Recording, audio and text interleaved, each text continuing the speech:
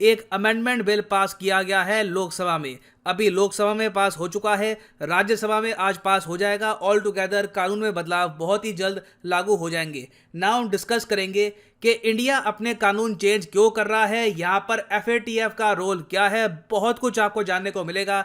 मगर आगे बढ़ने से पहले आपसे क्वेश्चन पूछूंगा। क्वेश्चन यहाँ पर यह है कि रिसेंटली भारत को मिला है एक नया फॉरेन सेक्रेटरी। फॉरेन सेक्रेटरी आपको पता होगा विदेश मंत्री के अंडर काम करते हैं। तो हमारे देश के विदेश मंत्री हो गए डॉक्टर एस जयशंकर। इनके अंडर जो हमारे नए फॉरेन सेक्रेटरी होंगे वो कौन है, इनका नाम क्या है, ये है यहाँ पे आपकी ऑप्शन।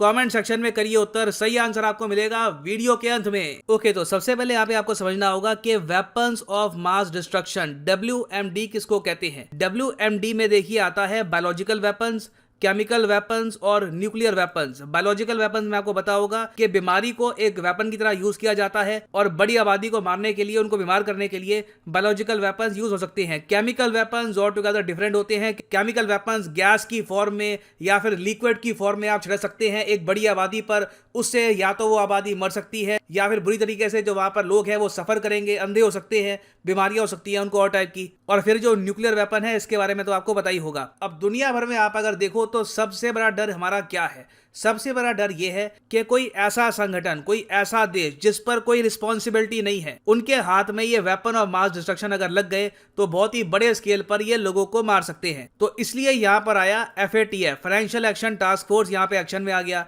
और FATF ने आज से कई साल पहले एक आप कह लीजिए इनिशिएटिव स्टार्ट किया कि जो भी देश है दुनिया भर में, प्राइमरली जो FATF की मेंबर कंट्रीज हैं, उनको FATF ये कहेगा कि जो वेपन ऑफ मास डिस्ट्रक्शन है इनकी फाइनेंसिंग आप रोकोगे। अगर आपको पता लग गया कि कोई भी आदमी आपके देश में कहीं पर फंडिंग कर रहा है किसी WMD प्रोग्राम को, तो इमीडिएट बेसिस पर आप उस पर एक्शन लोगे। आप उसके जो भी एसेट हैं, जो भी पैसे हैं, बैंक अकाउंट है, सब कुछ फ्रीज कर दोगे।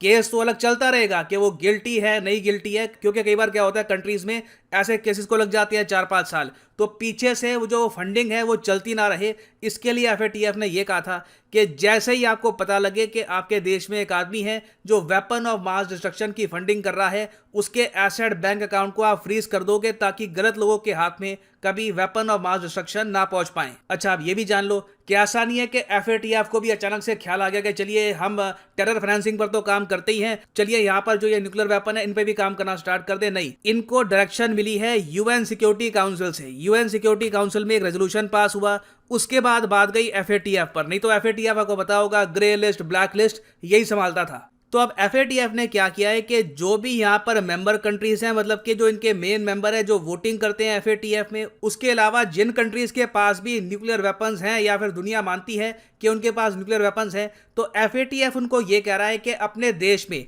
एक ऐसा कानून पास करो कि कल को अगर तुमको पता लगता है कि तुम्हारे देश में कोई भी आदमी है जो वेपन ऑफ मास डिस्ट्रक्शन के प्रोग्राम की फंडिंग कर रहा है, इमीडिएटली उस पर एक्शन लेना। सोचना मत कि अब क्या करें, यहां पर immediately stop that persons finances. तो मेन कंट्रीज यहां पर सामने आते हैं US, Russia, France, UK, China, India, Pakistan, North Korea, Israel. Basically जिन कंट्रीज के पास भी न्यूक्लियर वेपन्स हैं या फिर वेपन ऑफ मास डिस्ट्रक्शन हो सकते हैं, उनको FATF कह रहा है कि ऐसे कानून पास करो। उसके अलावा भी आप अगर देखो तो कई देश हैं जिनके पास कोई WMD नहीं है। फॉर एग्जाम्पल आप यहां पर देख लो ब्राजील। ब्राजील FATF का मेंबर कंट्री है। ब्राजील एक व्हाइट लिस्ट कंट्री भी है। व्हाइट लिस्ट कंट्रीज वो होती हैं जो प्रॉपरली FATF की गाइडलाइंस को फॉलो करती हैं और इसलिए उनको ये प्रिविलेज भी दी जाती है कि FATF की ग्रे लिस्ट, ब्लैक लिस्ट में कौन सा कंट्री जाएगा, उस पर ये वोटिंग भी करती है। तो इंडिया एक FATF व्हाइट लिस्ट कंट्री है। Pakistan for example grey list country है। North Korea black list country है। तो जो व्हाइट लिस्ट वाली कंट्रीज हैं उनमें भी यहाँ पर FATF ने कहा है कि इवन दो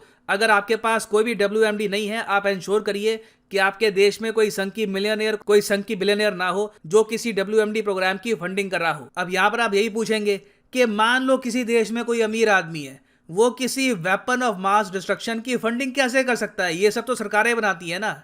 देखिए नहीं, आज के समय क्या है कि ब्लैक मार्केट जो है ना, वहां पर न्यूक्लियर वॉरहेड भी सेल होते हुए दिखे हैं, वेपन ऑफ मास डिस्ट्रक्शन काफी बार सेल होते हुए दिखे हैं।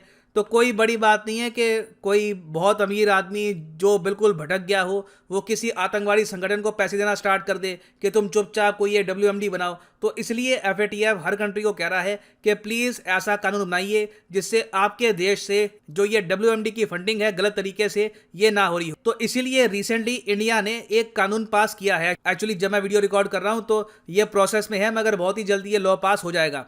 इंडिया यहाँ पर क्या कर रहा है कि हमारा जो ऑलरेडी एक एक्ट है weapon of mass destruction and there delivery system prohibition of unlawful activities act 2005, जिसके अंडर हमने ओपनली बोल रखा है कि अगर कोई आदमी न्यूक्लियर वेपन की टेक्नोलॉजी, न्यूक्लियर वेपन का मटेरियल, इसकी स्मगलिंग करता हुआ पकड़ा गया तो सीधा उसको होगी सजा। नो पर्सन शैल डायरेक्टली और indirectly transfer to a non state actor और terrorist any material, equipment and technology notified under this act or any other act related to relevant activity। तो अब इंडिया ने रिसेंटली इसी act को amend किया है, मतलब कि लॉ पहले ही बना हुआ था उसको और ज्यादा स्ट्रॉन्ग कर दिया गया है एक अमेंडमेंट बिल के जरिए। इससे भारत सरकार को यह ताकत मिलेगी कि कल को अगर मान लीजिए हमें पता लगता है कि कोई अमीर आदमी है, जैसे मैंने आपको बताया, वो किसी आतंकवादी संगठन को फंडिंग कर रहा है ताकि वो लोग एक वेपन ऑफ मास डिस्ट्रक्शन बना पाए, तो इमीडिएटली भारत सरकार उसके सारे फंड, बैंक अकाउंट, जो भी उसके एसेट हैं, सब कुछ कर देगी फ्रीज, ताकि कल को लोगों की जान पर खतरा ना आ सके। तो ये एक बहुत ही इंपॉर्टेंट अमेंडमेंट है